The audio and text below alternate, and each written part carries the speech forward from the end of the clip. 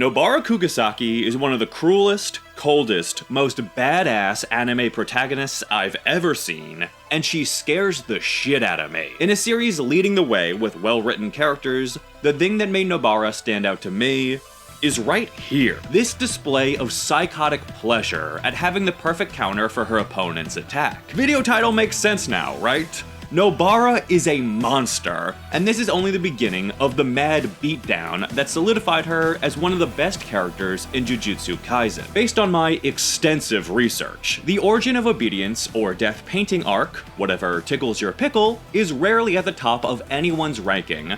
But, aside from some badass goings down in the Shibuya incident, this is the rare opportunity to spotlight Nobara, even though it's really Megumi's arc. With that in mind, it'll be a fun exercise to take a look at the Nobara side of things, what her brutality tells us about her and Yuji, and ultimately, what purpose she serves in developing the larger Jujutsu Kaisen story. Trust me, it's unfortunately very relevant. Nobara and Yuji's hardcore battle with the Death Womb paintings is a bloody mess, and I was as unprepared as these freaks for how efficient Nobara was. Up to this point in the story, she really was the bottom rung of the 4 lead characters without much to do other than fangirl over Maki. Needless to say, her suddenly being the most lethal on the battlefield was a huge surprise, like some switch had been flipped. Look at how Gege chooses to draw her. You'd be justified in thinking she might even be teetering on the edge of some dark shit, bit of an evil switcheroo, but no. In this series, the heroes are the deviant, cold-blooded combatants. Look at Megumi just a few pages earlier cracking some devious and disturbing smiles of his own. The oh-so-clever subversion here is that it's the antagonists who are more humane in their selflessness. And what a great subversion it is, because by making that their most humanizing quality, and their biggest weakness, that solidified what the optimal sorcerer is like. A sorcerer just like Nobara. Since the first arc, we've known sorcerers are morally gray, and this wouldn't be a story about heroes saving the world out of the kindness in their hearts. Hell, Yuji is so interesting because his desire to help others is unique. The Origin of Obedience arc focuses on the 3 first years and how they stack up to the ideal sorcerer. The arc even ends with everyone nominated for Grade 1 status. While the 2 leads prove that they're not quite ready to be considered ideal sorcerers, Nobara has no problems on that front. She has a strong feeling of self-worth and knows exactly who she is, a mental problem Megumi is working to overcome within this very arc, and Yuji is... well, we'll talk about poor Yuji. With that in mind, it's no surprise that Nobara immediately reacts to a challenge in the most efficient way. This is the demented grin of a sorcerer who is giving it their all, and you do not want to be on the receiving end of that smile. Thanks to the Death Womb painting's technique, Nobara could use her resonance technique through their brotherly bond. Naturally, she stabbed herself through the wrist with massive nails, not even sure it would affect both of them, but when she sees that it does, she continues to stab while taunting them. In other words, she goes full psycho mode. When the youngest thinks he's got the upper hand on her, without even turning around, she obliterates his head with her hairpin technique.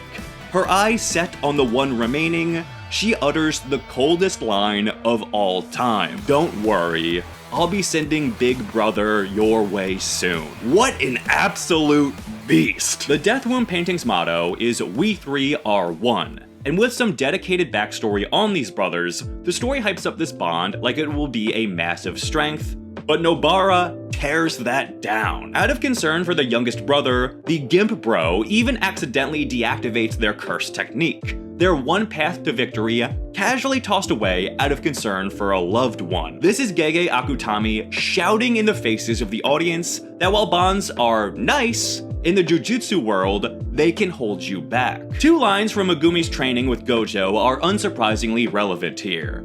It's okay to be selfish, you'll always die alone. Meanwhile, Nobara beats those 2 lessons into the Death Womb paintings, who will never get the chance to learn them. Once it's made clear how useless brotherhood is, things are allowed to get tragic. The realization that these dudes aren't curses, but flesh and blood, changed everything. Yuji was shaken and even Nobara was momentarily stunned. Of course, they have to finish off the final brother due to a hostage situation, and Nobara goes right back to her demented coldness. Yuji at least apologizes before, killing this guy. This is terrific writing.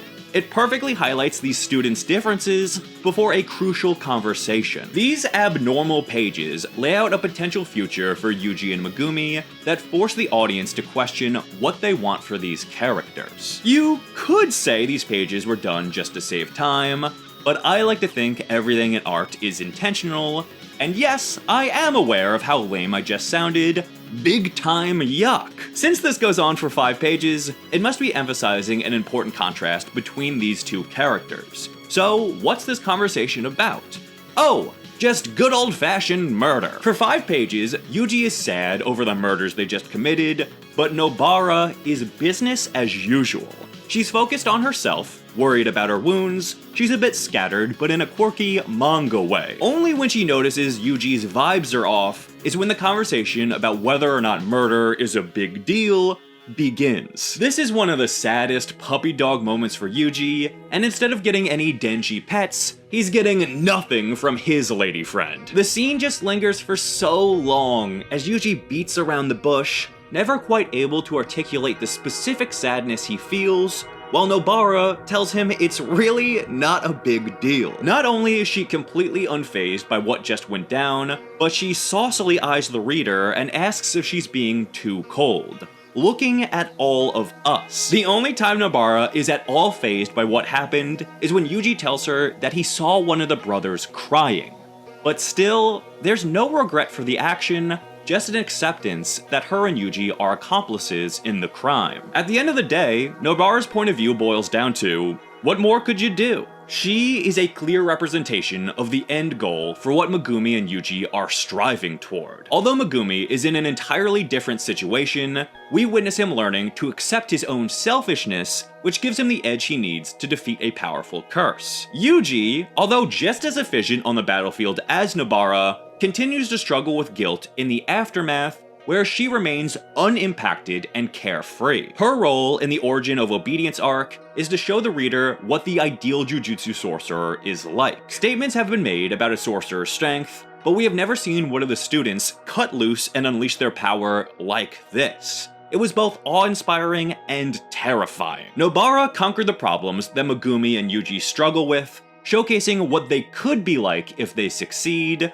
but that raises the question, do you want them to succeed? Nobara is undoubtedly a great character, able to act efficiently to take down any challenger that comes her way without worry of the consequences. Even her own survival is an afterthought in her bloodlust state. She's a monster. Is that what you want Yuji or Megumi to become?